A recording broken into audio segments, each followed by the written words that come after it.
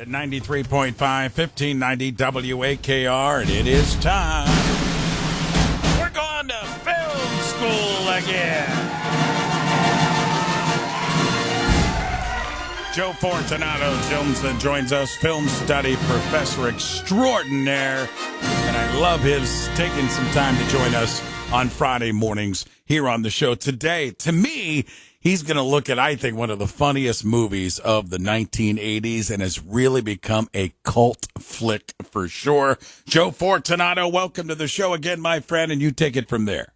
Good morning, Ray. Good morning, everybody. Yeah, I think we got a good one today. At least I agree, one of my favorites. And actually, this one's been requested quite a few times by people over the years for me. So this is for all those people making the request. It's time to look at The Blues Brothers from 1980, celebrating its 45th anniversary this year, released June 20th, 1980. Directed by John Landis, written by Dan Aykroyd and John Landis. Of course, it stars John Belushi and Dan Aykroyd as the Blues Brothers, but so many cameos, I can't even list them all. I'll try a few here. Frank Oz, Kathleen Freeman, Cab Calloway, James Brown, Carrie Fisher, John Candy, Ray Charles, Henry Gibson, I'm running out of breath, Aretha Franklin, Steven Spielberg, and even Joe Walsh here from our local Northeast Ohio area. So a gaggle of people involved in this. And it's funny because I think of it as a comedy and not a musical, but some people actually consider it a musical, and I can see why, because there's a lot of musical numbers. So a lot of people will say this is their favorite musical, which I think is cheating a little bit. But hey, if they're enjoying the Blues Brothers, I'm all about it. It was actually considered a bit of a box office disappointment at the time, even though it did make its money back domestically, but it became a blockbuster in the overseas markets. And then, as you sort of indicated, over the years, it's been reevaluated and beloved. And a cult classic seems like one that goes under the radar. I don't think this film goes under the radar, but definitely one that has grown in esteem over the years. Now, this was based on the popularity of Animal House, which came out in 1978, and of course Saturday Night Live, which was at its peak early years there. Universal offered Belushi and Aykroyd a movie deal, and by March 1979, Aykroyd had written a 324-page screenplay titled "The Return of the Blues Brothers." John Landis came aboard to direct, and of course, he cut that script practically in half and made it into a workable length. It's still a pretty big, long script.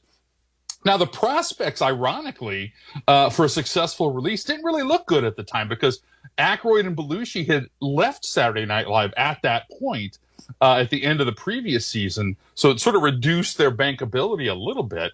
And Belushi's fame had taken a little bit of a hit after the commercial and critical failure of Steven Spielberg's 1941, which we're going to have to look at one of these days. That was a big, lavish comedy, much in the vein of the Blues Brothers. So it all ended up working out, and the film is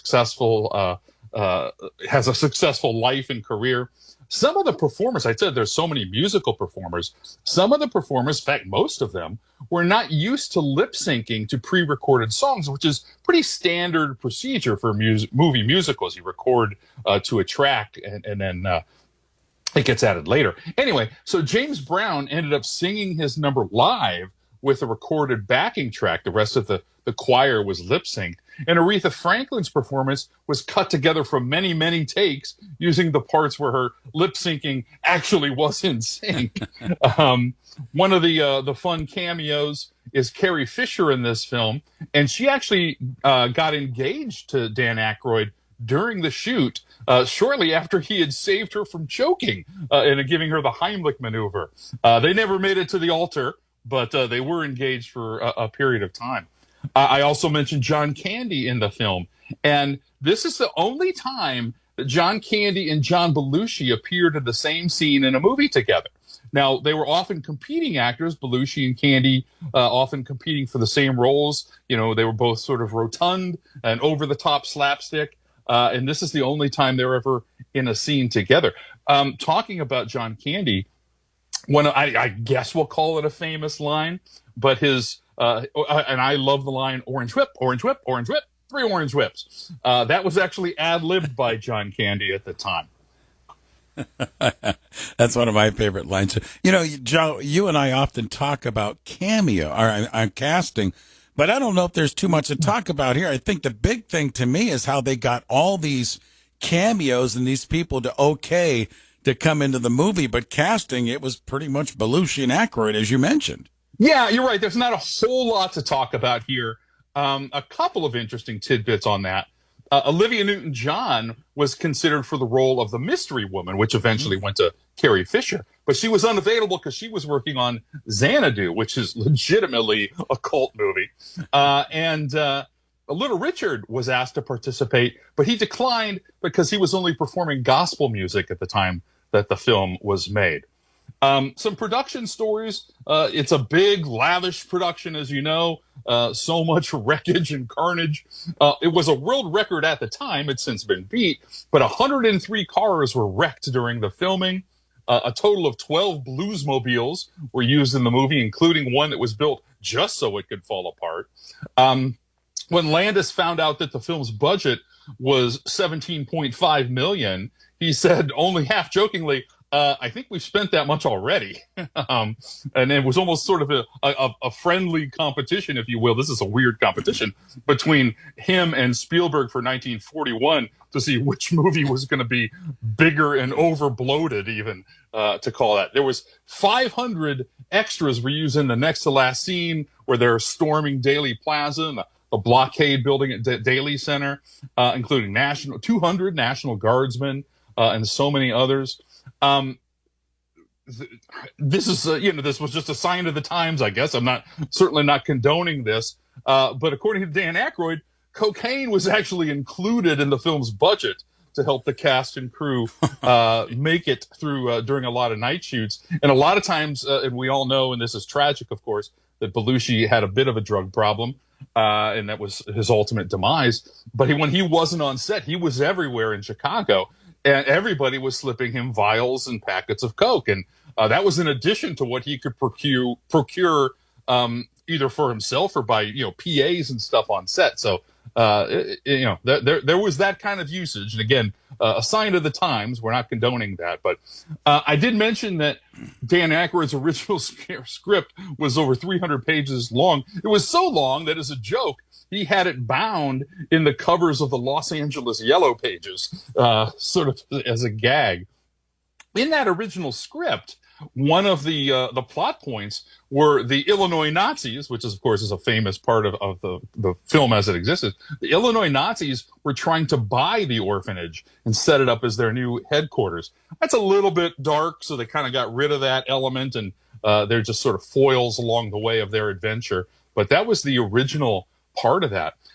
It's all, it was, so much was done in Chicago, and so much, like I said, so much extras and stuff. Permission to film in downtown Chicago was only given after Belushi and Aykroyd offered to donate $50,000 to charity after the filming, which doesn't feel like a lot now, but it was a nice donation at the time.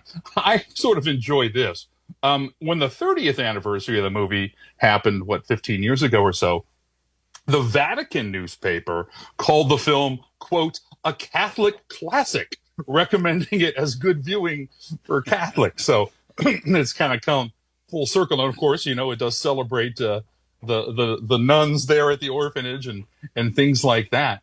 Another sort of local thing here for Northeast Ohio folks, the Springfield High class of 1980 from Akron, Ohio, had a surprise in their yearbook where a personal behind-the-scenes photos in character of Belushi and Aykroyd were on the set of the film. That was included in the yearbook because Belushi's uncle was the owner of the photography studio in the city of Springfield, and as a personal favor, they both agreed to appear in the yearbook, which is kind of a fun thing, and I'm sure some of our listeners might even have that yearbook somewhere on their shelves. Awesome stuff, Joe. One of my favorites, certainly, as Joe mentioned, it's a classic. You have to go back and watch every now and then. It's got a little bit of everything. It's got car chases.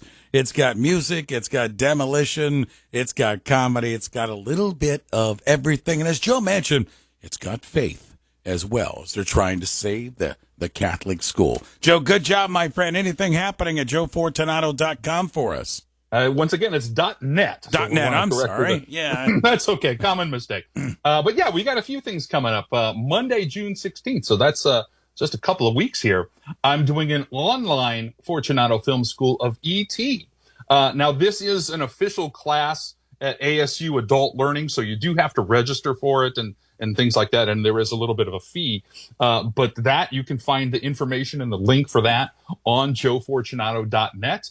And then locally here, Saturday, June 28th at 11 a.m., I'm going to be doing a lecture on the 50th anniversary of Jaws at the Green Branch Library. That is free, and I hope everyone can come down. We're going to be celebrating Jaws all month in June. And so that's Saturday, June 28th at 11 a.m. And again, an online Fortunato Film School. So anybody listening anywhere to this podcast or to this broadcast can sign up and do the ET thing. And all of this information, again, is on joefortunato.net. Joe Fortunato, I'll get it right this time. .net. Joe, as always, my friend, thanks for carving out Friday mornings for us at this time. It's always enjoyable, fun, and really informational into the world of these movies. Thanks, my friend. I appreciate it. I look forward to it next week. There you go. Joe Fortunato, again, he is a film study professor, joins us with